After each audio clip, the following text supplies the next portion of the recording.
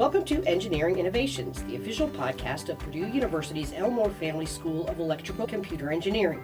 I'm Kristin Malavenda, and in each episode we explore the ideas, technologies, and people shaping the future of ECE at Purdue and beyond.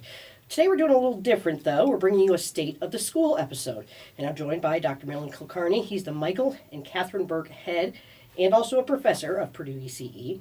We'll look back at the highlights of the past academic year, talk about some exciting developments underway, and get a glimpse into what's ahead for the school in research, education, and innovation. So whether you're a current student, an alum, faculty or staff, or someone curious about what's happening at Purdue ECE, one of the top ECE programs in the country, this conversation is for you. So Milind, thanks so much for joining me. It's great to be here. It was another exciting year. A lot of things happened. What are a few of the accomplishments that just stand out to you? No, that's a great question. President Chang has this watchword, excellence at scale, right? It's what we think about at Purdue. We want to be excellent while also fulfilling the land-grant mission of providing a quality education and quality research to as many people as possible. And I think this last year in ECE really exemplified that, and going forward we'll continue to exemplify that. We are the largest we've ever been, more students than ever before, both at the undergraduate level and the graduate level. And in fact, this coming year, we're getting ready to welcome our largest class of incoming sophomores ever by several hundred. So scale is there. Yep. We just graduated, I think our largest class ever, including our very first class of graduating students from Indianapolis, which is really exciting. Yep. So that's been a really big change for us. We are no longer one big department in just West Lafayette. We're now one big department in West Lafayette and Indianapolis. So we've got the urban and the we have both, suburban. That's locations. right. So we have kind of the classic college, college town atmosphere, as well as an urban campus for people that want that experience. And so we spent a lot of the last year really making that come true. Right, thinking about how we can build up our programs in Indy, how we can teach the kinds of classes we want to teach in Indy, provide the kinds of experiences that we want in Indy. As a small example of that, we've had the Spark Challenge for many, many years here in West Lafayette. It's our actually semi-annual design competition, design showcase for students. People present their senior design projects or even just things they do in their spare time. Right. And every semester here in West Lafayette, people have been doing this. And this spring, we had our very first Spark Challenge down in Indianapolis as well. We had several amazing teams down there, really exemplifying how we're trying to be one department across two campuses. But scale is not the only thing that we're doing. We still remain excellent. We are still a top 10 department in both electrical engineering and computer engineering for the fourth year in a row. So it's kind of amazing that we can be as big as we've ever been while still being as excellent as we are. And both that scale and that excellence are not just happening here in West Lafayette or in Indianapolis. They're happening around the world. Our online program, our online master's program, is the largest it's ever been. Yeah, it's exploded. Over 600 students are taking courses from us, in Chicago, in California, in India, in Africa. It's amazing. And our online master's program is now #1 in the country. We're the best online ECE program out there, while also being enormous. Yes. I think we really are living up to this notion of excellence at scale. And when you go to, whether you do Purdue Online, Purdue West Lafayette, or Purdue in Indianapolis, you're getting a Purdue University degree. There's no distinction. That's right. You're getting a Purdue University degree. Nowhere on your diploma does it say anything other than Purdue University. You get an online ECE degree with us. It's not some second-rate degree. It is the same courses being taught by the same faculty. You're taking those courses at the same time as on-campus students are taking them. You're working in groups with them. You're doing the same assignments as them, the same exams as them. It's the same quality. When you're taking a course in Indianapolis, you're taking it from our faculty. You're taking it with our curriculum, our exams, our assignments. It is the same experience. And we're bringing a lot of our experiences from West Lafayette down there, not just the Spark Challenge, but the ECE Student Society, Eta Kappa Nu, right? All of our amazing student groups up here are operating down in Indianapolis as well and providing that full Elmore Family School experience. That's awesome. I know that as the year has gone on, it's felt more and more like there's a symbiotic relationship between West Lafayette and Indianapolis. Initially, we were all kind of like, what's happening? And now we're really kind of settling. That's right. Into it. It's kind of amazing. One of the things that we do in situations where we've got specialized classes, where maybe there's only one faculty member across the entire department that can teach a class, which is kind of a weird thing to say when you have 120 faculty members, but it does happen. We do what we call simulcast classes, where a professor will be in one location and presenting and giving their lecture, and there are students that are actually at the other location, kind of participating live. Yep. And we put in a bunch of technology to make that happen as seamlessly as possible. And one of the interesting things I thought about that is that when we first started telling people that we were going to do these simulcast classes, everybody's assumption was, what that must mean is that you'll have professors in West Lafayette that are teaching in West Lafayette, and students in Indianapolis are going to get a second-rate experience. Right. They'll have to sit in a room and watch on a screen.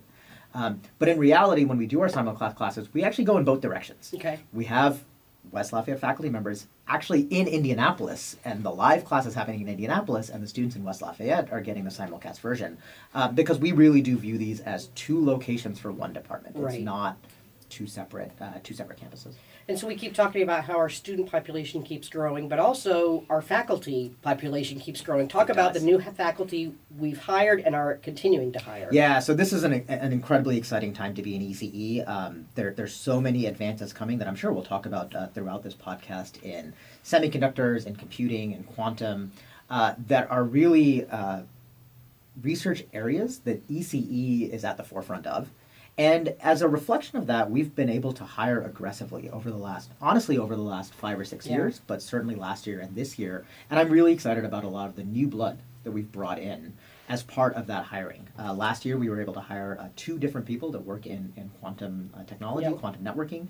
We were able to hire people that work in AI and ML, people that work in networking and robotics. It's really phenomenal, right? And we're hiring at all levels. We hired assistant professors, associate professors, full professors to really push things forward. And that hiring continued this year. Actually, we just finished closing our hiring season, and we were able to hire 4 new tenure-track faculty working in power systems, working in chip design, working in semiconductors, working in computer systems.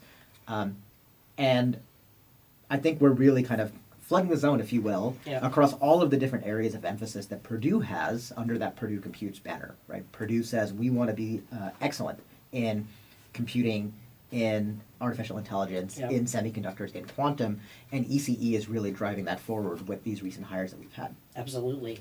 I do also want to point out that we are not just hiring for research. We've also been really blessed to hire over the last few years several new professors of practice teaching faculty, people whose primary mission is to deliver extremely high-quality educational experiences, right? Design new programs, teach innovative classes. And so we've been able to hire multiple people in software engineering, multiple people in semiconductors, and so I'm really excited about the new learning experiences that we're going to be able to provide. Yeah, and you mentioned hiring season. It seems like the hiring season gets longer and longer and longer. It does. It doesn't stop. We spend all of the spring semester interviewing because we want to be extremely selective. Absolutely. Right? We are one of the top departments in the country, and we are going to continue hiring only the very best people. And I'm so pleased about the folks that we've been able to hire. We've got amazing faculty. Our students also, they just do incredible things. They do research, they do internships, they're undergrad TAs, some have started their own businesses. And this year we had a special group that set the world record for, got to get it right, the fastest robot to solve a puzzle cube, which is essentially a Rubik's Cube. Yeah. So talk about, it's been really fun. Talk about the world record and then also some of the other accomplishments the students have had. So this is incredible, and you're right. When they say puzzle cube, it's a Rubik's Cube, but for copyright reasons, they can't call it that. This is a truly incredible story, and I think really exemplifies the kinds of students that we have here and the kinds of work that they do. So this is a group of 4 undergraduate students, led by Matthew Petrohe. Matthew, over last summer, had this idea for a senior design project. He said, I want to build a robot that can solve a Rubik's Cube, and I want to do it as fast as possible. Now, think about what this means, right? Solving a Rubik's Cube for a human is an incredibly challenging endeavor. It can take a lot of time. A lot of people have to think very hard about exactly what sequence of moves you have to do. Now, imagine that the very fastest human to solve a Rubik's Cube takes about 3 seconds to do it.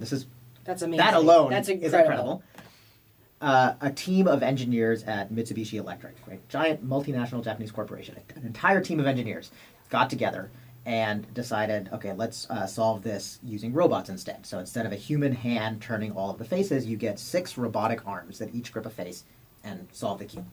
And rather than 3 seconds, when you do it with a robot, unsurprisingly, you can do it faster. They solved it in 0.3 seconds, so 10 times faster. Right. That's incredible. I want to once again emphasize, giant team of engineers at a giant multinational corporation. Yes. So Matthew and his team, Aiden Hurd, Junpei Ota, and Alex Hurd, said, we can do better. Alex Berta, not Alex Hurd. And they built this thing, and in one semester, as a senior design project, right? They're taking a full slate of classes, and they're doing this as one class. Already got to the point where they could beat the world record. Yes. Right, a third of a second.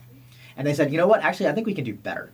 And so the Howard School, the Elmore Family School, as well as the Institute for Control and Optimization of Networks, which is a college-wide research organization, got together and said, hey, if we give you some more resources, what can you do? Right. So we set them up in a lab. We gave them some additional resources. We helped them sort of with some of their algorithms. Their faculty advisor, Patrick Hyun, worked with them on some of the robotics and motion control. And 2 weeks ago, they were officially certified by Guinness as having the world record. And you ready for this number? I'm ready. It's not 300 milliseconds, 103 milliseconds. Unbelievable. Faster than a human blink. That's crazy. Right. Again, team of undergraduate students. Like every time I tell this story, I like my level of disbelief only grows at what they were able to accomplish. And they're just incredible students, right? They know they can program, they can do motion control for robotics, they can do open loop control, they can build. They built a custom cube in order to solve this as quickly as possible, and they're not, they're not people that kind of shy away from the camera or can't communicate. They are incredibly talented and gifted communicators as well. Absolutely. Explaining what they do. And I said this in one of the videos, and I really mean it. If these are the kinds of students that we're training, and these are the kinds of students that we're sending out into the world, then our school is doing something right. Absolutely. And I thought that was great because the students aren't your stereotypical engineering students. They're just people telling you what they did. Yeah. But I see a lot of comments online that are like, yeah, so what? You solved a Rubik's Cube. Like, explain why the work that went into it is important and applies to other things. Yeah, and I'll be honest, I'm not the best person to explain this. I'm hopeful that actually maybe in another edition of this podcast we can get Professor Hyun to come and talk a little bit about the real details and control and robotics that go into this. But imagine what's going on here. In order to solve a cube in 0.1 seconds, on average it can take, I think, something like 15 to 20 turns to solve a cube from a given position, right? So say it takes 20 turns. You get 100 milliseconds to solve this, right? That includes the amount of time it takes to take a picture of the cube, figure out what the configuration of the cube is, figure out what path you need to take to solve the cube, and then execute it. So say you give yourselves 80 milliseconds for 20 turns. That's each turn has to be done in 4 milliseconds. That's starting the turn and stopping the turn without overshooting, because I don't know if you've ever tried to solve a Rubik's Cube quickly, but if you overshoot, the cube can actually lock up. Yes. And you can't turn it anymore. Yes. So you have to be incredibly precise. Yes. So the students actually went to Cole Morgan, which is a company that makes motors, and said, hey, we think we can do this. And the company was so impressed that they actually donated 6 of these motors to the students and the controllers.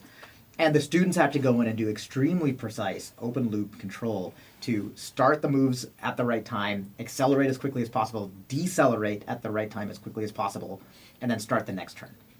So, again, you're just solving a Rubik's Cube. Right. But what does that actually mean? It means you're doing incredibly precise control with incredibly fast acceleration and deceleration. These are the kinds of things that, in biology, and Patrick will tell you this, evolution has taken billions of years to create things like mantis shrimp that can move that quickly and that precisely. And these are a bunch of undergraduate students that figured out how to do this. Yeah. One of my favorite moments to kind of exemplifying just how innovative the stuff they were doing is, we have a faculty member who actually recently bought one of these Cole Morgan motors and the motor controller. They just bought it. They were just figuring out how to set it up, and they came and saw this Rubik's Cube. And they were going and talking to the students saying, hey, can you guys actually come to my lab? That's great. And explain to me what you did and how you did this, because I think that this is going to be useful in my research. That's awesome. I love that mutual learning experience. And actually, the world record team, they won Spark Challenge. Remember, we mentioned Spark, it's our biannual design competition, and they won it in, what, it was December of 2024. They won the fall challenge, and then we didn't let them compete in the spring because, of course, if they competed in the spring, they Right. would win again. Right. They did win our undergraduate design award. Yes. Unsurprisingly. Yeah. So, one of the things we do is we give out awards to both undergraduate and graduates every year for research and for projects they do and for teaching. And of course, this team won one of those awards. So what kind of opportunities do undergrads in particular have for like teaching and doing research and that kind of thing? Yeah, so this is a great question. One of the things that we really pride ourselves on, again, excellence at scale is our watchword, and scale is the kind of thing that many people actually think of as a negative, right? Because we have over 2,000 undergraduate students, we have about 1,500 graduate students, and it might seem like it's really easy for a student to get lost. Right. And not feel like they can live up to their potential and get all the opportunities that they need. But one of the things that our school has been really good at over the years is finding ways of making that big school feel small. Yeah. And giving students opportunities to demonstrate their talents and succeed. And two ways that we do this are through undergraduate teaching and undergraduate research. We have a large undergraduate teaching program. We have about 300 undergraduate students a year, a semester, serve as undergraduate TAs, right? They supervise students in labs, they help with lectures, they grade, they hold office hours, they hold special study sessions. 300 students a year get to do this. So that's amazing. It's an amazing thing, right? Yeah. So we're talking 1 in 7 undergraduate students is actually participating in the teaching mission for the school. And of course, we honor our very best undergraduate TAs because without them, we wouldn't be able to do what we do. And that actually has two different benefits, right? So one is for the TAs themselves, they get an incredible learning opportunity. I love to teach, and I always say that the best way to learn something is to teach it. Yeah. And so these students that really build up their skills and go out and become incredible graduate students or incredible employees because they really know how to communicate well and how to teach well. But it's not just that. By having so many undergraduates participating in the teaching mission, it means for the other students, the ones who are taking the classes, they get a lot more support, they get a lot more contact, they get a lot more instructional help. And so that helps that large school feel small. And when you might feel intimidated to approach a professor or faculty member, that's right. If it's another undergrad. That's right. In many cases, these are their friends, yes. right? They know them. They know how to talk to them. They speak the same language. Yeah. I sometimes can't, don't Yes. understand the latest slang and lingo, but the students definitely do. So that's on the teaching side. And on the research side, our undergrads do incredible research, right? We regularly have undergraduates who are first and second authors on research papers that are going out to major conferences, major journals. We regularly have groups of students who participate in vertically integrated projects and do long-term research projects with faculty. We provide a tremendous number of avenues for students to connect with faculty, again, making the large school feel small, and demonstrate what they know on the research side. And so these students then go off and they join graduate school at your MITs, your Stanfords, or they stay with us and continue to be incredible graduate students. Absolutely. We talked about improving the student experience, hiring more faculty. We're also improving facilities. We had a ribbon cutting in the fall to celebrate the renovation of the first floor of the Max W. and Milind Brown Family Hall. It's known as BHEE. How has that added to the faculty and student experience? Yeah, so BHEE, right, the Brown Hall of Electrical Engineering, is an incredible facility. For any alumni who are listening to this podcast, you almost certainly remember taking classes and doing labs in what at the time was just called the W building. It's about 100 years old. Yeah. And the building was functional, but it was old. The labs were dark. Yep. There wasn't, the space wasn't very functional. And thanks to a transformative gift from the Brown family and from a number of other donors that have helped contribute to this, we were able to basically transform the undergraduate educational experience in ECE. We essentially took the first floor of that building and stripped it down to the rafters and rebuilt it. Yeah, it's beautiful. It's an amazing space, brand new labs, much more flexible spaces that we can reconfigure the labs more quickly. There are windows in the lab, so there's natural light now. We opened up all of the hallways, so there's more space. It doesn't feel as cramped. Just tons more light flooding through the building. And this has meant several things. One, our labs are brand new. We've got some incredible support from companies like Keysight to help outfit these labs with the latest and greatest equipment. So our students are getting state-of-the-art, industry-grade equipment in their labs. There's a lot more common space. One of the things that we experienced in the MSEE building, where we now have a lot of common study spaces, is that this is incredibly useful for our students. Yeah. Having this space that students can get together, work together on projects, talk with TAs, and honestly relax, can make a big, intimidating school feel more like home. Absolutely. And so we opened up a lot of space in the EE building, in BHEE, for exactly that. Right? So there's big study spaces and areas for TAs to provide help, new TA help rooms, new, more open offices for our instructional staff so they can interact more with the students. And so that those common areas, I think, have really done a lot to bring together all of the students and faculty and staff. They're always full. They're always full. Yep. Right? There's always people there working and studying and enjoying each other's company. And then we took our Eta Kappa Nu Lounge, and I'll talk more about Eta Kappa Nu in a second, which, they are they're the heartbeat of ECE. Mm-hmm. They provide one of the great social experiences in ECE through their lounge, where they provide coffee and donuts and all sorts of other food to our students. And we brought it up to the first floor and essentially made it the gateway to BHEE. Yes. As soon as you walk in and walk up the steps, the HCAN Lounge is right there, ready to offer you a really good coffee for cheaper than Starbucks, which is nice. And really act as a little bit of a social hub for our students and for our faculty and for our staff. Yeah. And Eta Kappa Nu, I have to brag about them. It's this old, long-running, nationwide, in fact, international honor society for ECE students. It's run through IEEE. And Purdue actually has the second oldest chapter in the world. It's the beta chapter of Eta Kappa Nu. And I don't think it's that much of a stretch to say it's the best chapter of Eta Kappa Nu. They actually won an Outstanding Chapter Award for the 7th year in a row this year. If you walk into the Eta Kappa Nu Lounge, you will see on the walls, it's literally plastered with Outstanding Chapter plaques because they win it almost every year. Yep. In fact, I'd like to joke that they used to actually only give out one of those a year. It was just the Best Chapter Award instead of an Outstanding Chapter Award. And they switched to the Outstanding Chapter Award because they were tired of always giving it to Purdue. Give other people a chance. You got to give other people a chance. But those students, it's an honor society. They're some of the best students in our program, but they don't just think of themselves as a bunch of people that are really good at school. They think of themselves as part of the culture of ECE, and it's so incredible. It's great, and they do a lot of workshops too, like soldering workshops and that kind of thing. So it's a more social environment to get some of the skills that you need. That's right. For So class. they've done a lot of work in providing supplemental instruction and providing additional skills and really giving our students all of the co-curricular experiences that they need.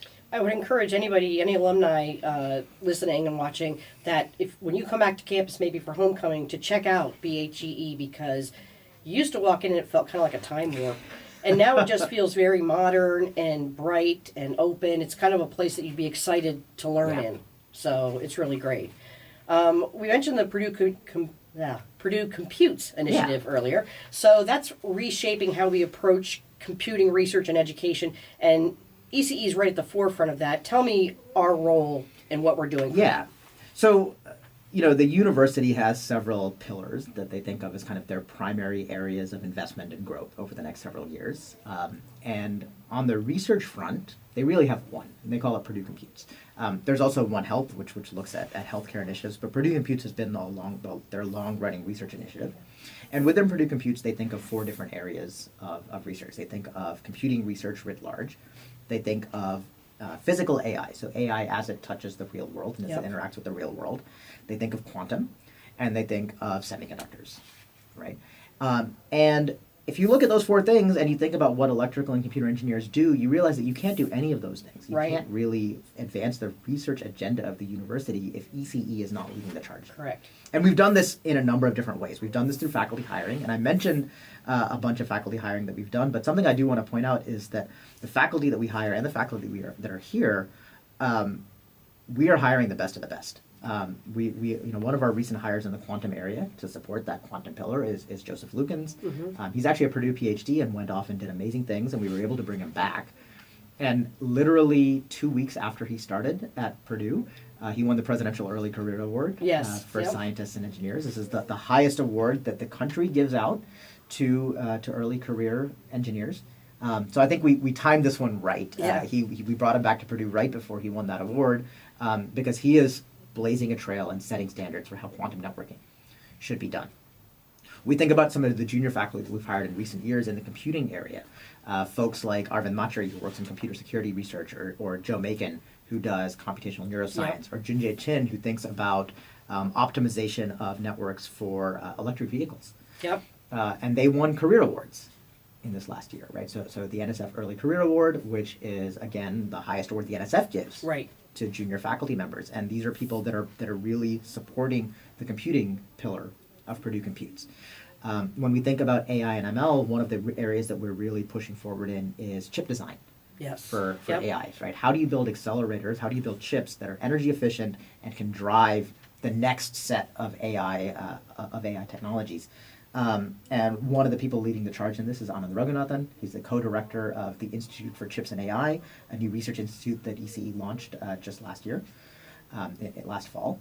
And Anand Raghunathan won the IEEE McCluskey Award. Yep. It's a technical achievement award. It's one of the highest awards that IEEE gives out, and he was awarded for his work on AI accelerators. Yep. Right.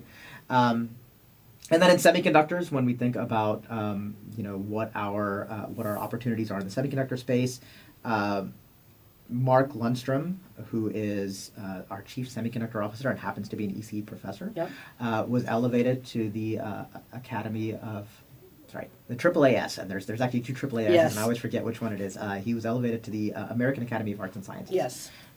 It's one of the top honor societies in the country, and he was just elevated to that, right? So we have, and Supriyo Dutta, another one of our faculty members in the semiconductor area, was just elevated to the National Academy of Science this year, right? The highest award that is given to a scientist other than a Nobel Prize. And in fact, he is the only person in the College of Engineering who is a member of both the National Academy of Engineering and the National Academy of Science. That's amazing. Vlad Shalayev, who does work in quantum photonics, so sits under both the quantum pillar and the semiconductors pillar, was elevated to the National Academy of Engineering this year. Yep. Right. So for incoming faculty, junior faculty, mid-career faculty, senior faculty, across all of the areas of Purdue Computes, we are firing on all cylinders. We're bringing in new people. Our existing people are truly excellent, and I think it really just shows that ECE is the foundation that is that sits under everything that the university is trying to do in this space. And I think it's interesting that it's not just engineering or STEM people. Things like machine learning and AI, those are things that everybody kind of is interested in and understands. I think all of those areas, except maybe quantum, which is still a bit of a mystery. But the other stuff is stuff that everybody's interested in because it's affecting their everyday lives. Yeah, that's right. Purdue has the Institute for Physical AI, and the idea behind this is that AI is more than just chatbots and large language models, right? AI is transforming how we move and how we grow things and how we build things, how we design things, and Purdue faculty and faculty in ECE are really pushing that forward. It's not just about AI as a fun toy, or it's a chatbot. It's AI as sort of a truly foundational technology that transforms engineering and transforms science. Yeah, I wanted to mention Ed Delp, too, because he's big in image processing and deep fakes and that kind of thing, which I know everybody knows about with the politics in this country. He's going to be next month's guest on this podcast, and so that's going to be a great episode as well. Yeah, Ed Delp is one of our distinguished professors in ECE. In fact, just to continue the litany of amazing accomplishments of our faculty, he was elevated to the National Academy of Inventors this year. He was named an ACN Fellow this year for his contributions, and he is one of the world leaders in detecting deep fakes. Yeah. Right. So if you've ever been fooled by a video posted on social media, that's not going to last for much longer. Ed's work is going to really help. Honestly, the information environment and to make it so that we can really understand the world around us in a much better way. And be able to trust what we see. Exactly. So we've had a great year. As we look ahead to the next academic year, what are your top priorities? Yeah, so we've done a lot of incredible things in this last year, and a lot of this I think we're going to keep pushing forward. I'm really looking forward to continuing to integrate with our Indianapolis campus. We brought in 160 freshmen last year, but freshmen at Purdue go through kind of a common first-year engineering program. They were ECE students, but this year they're really going to get to experience ECE courses for the first time. So I'm really looking forward to how that integration goes. I'm really excited about the new opportunities that we can provide to them. So I think continuing to integrate Indianapolis is a huge effort for this year. Another area that I'm really excited about is we are ramping up our entrepreneurial efforts. We're really thinking about how we can expose our students to entrepreneurship, how we can help them build a network of people that are in that startup and VC space.